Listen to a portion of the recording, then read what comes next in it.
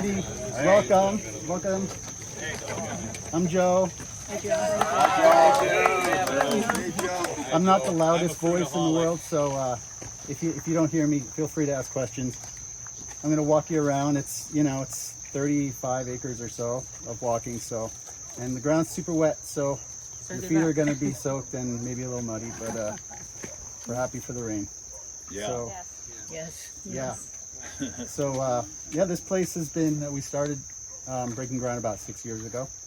And the whole thing looked like across the street when we started, just a field of guinea grass, and there were cows, and before that, of course, it was a sugarcane plantation. So yeah, fencing the pigs out and then slowly establishing perennial peanut has been sort of the bulk of our work, and we plant a few trees here and there too. Every time I give a tour, everybody has more questions about the perennial peanut than almost anything else. So I'll try to cover how that works as we go. And I think we're up to, I don't know, 2,000 something trees. There's a lot of like one or two of everything, and there's a few things that we like durian and marang, and jaboticaba, where we planted a lot of diversity within that. And so we're basically not a commercial farm. We're sort of a, I don't know what you'd call it, arboretum, botanical garden. Lifestyle. We produce some things, we produce enough to sell, but we're not mass producing anything.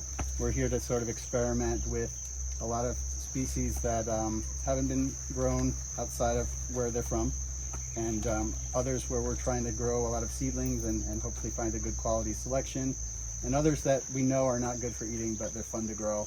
They feed the birds. How many types of jaboticaba, Joe? About 100. Wow. You said a few. Most of them aren't fruiting yet. A few are. If you guys see anything you want to try, feel free. There are some ornamental trees that are not edible. You might not be able to tell the difference. So if you're not sure, ask me before you eat it. So on your pig fencing, so how do you manage the pigs? And have you solved that problem? Or are you still Oh yeah, working on I mean the fence is it's a bulletproof fence. As long as we leave the gate closed, there's no pigs in here. I was wondering about that fence. What is? Yeah. Any problem with two-legged pigs? Not yet, thankfully. Yeah, the fence. Don't shoot them in the back. Don't shoot. Yeah, the fence we put in 5 years ago. It has a strand of barbed wire on the bottom, and a lot of posts to stake it down so the pigs can't really get under it. I've heard maybe 10 years of them messing with it, they might make a hole someday, but we're not there yet. So we're pig-free inside these walls, but not mongoose or bird or rat-free, for sure. Yeah. I think I don't see anybody down there, so why don't we get walking? So are these trees, how old are these trees? Most of the trees are in the ground for These are Eugenias, I think, but probably like funky, not edible ones. They're all tired.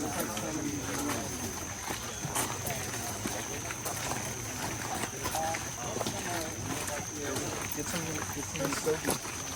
Oh yeah, the scobies. What's that? They're actually loose.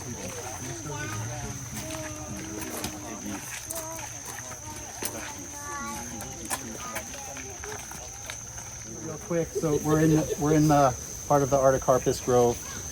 This first row behind me was all jackfruit. It still is all jackfruit, but we've been phasing out a lot of the jackfruit trees that we planted. I got a bunch of different grafted varieties and grew some seedlings out, and most of them wind up getting the rhizopus, the black spots that cause the fruit to prematurely spoil. That tree over there in the end, you guys can't see, but that's a variety we lucked into. Came from a local seedling. Maya Parker, who works for me, grafted it, and it's an amazing producer, amazing quality fruit, and it doesn't rot. So that these little ones here, we just planted freshly grafted, fin on jackfruits. And in this row is Chimpedak and Chimpedak hybrids.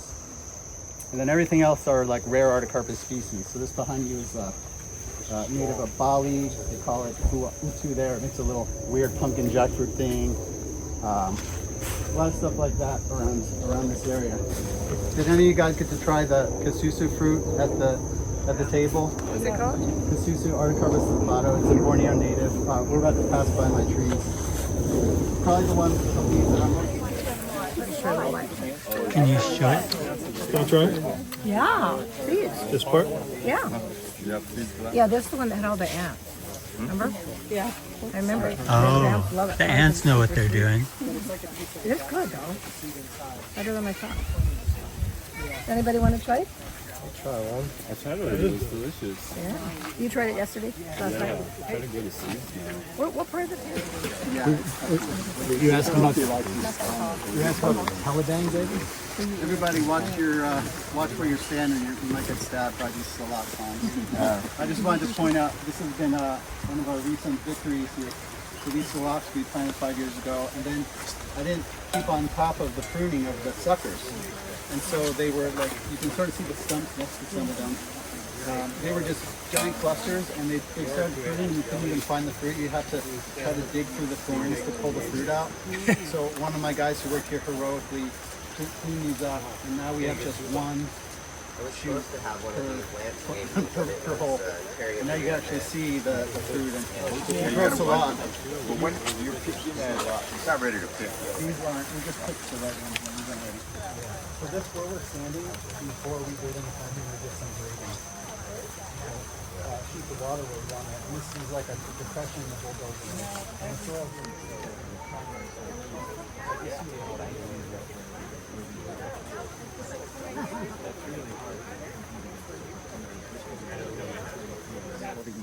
so you still see them nibbling, but it's like the same amount on a small tree as on a big tree.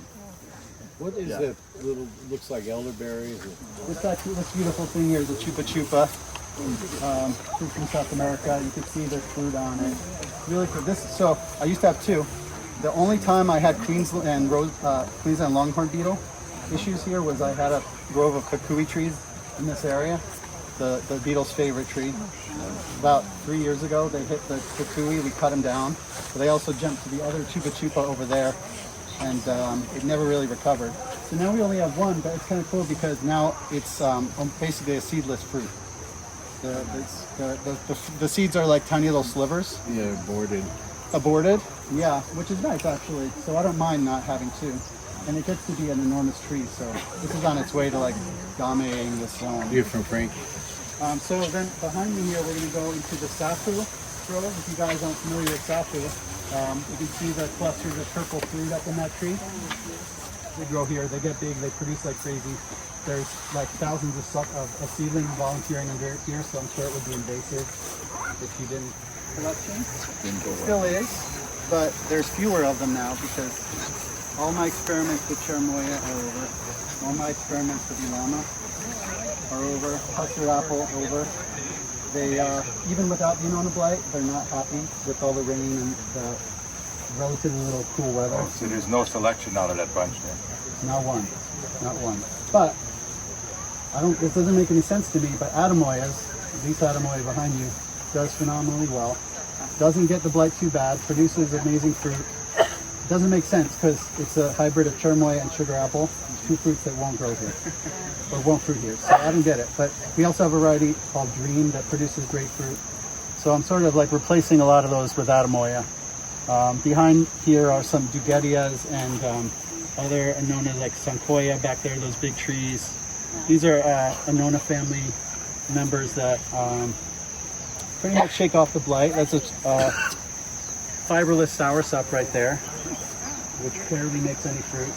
Do you have any examples of the blight here at the moment? Technically, this one here is cardamom. We gave you a little cardamom 2 years ago. We multiplied it, and now I'm growing 4 rows of cardamom. That's 40 times.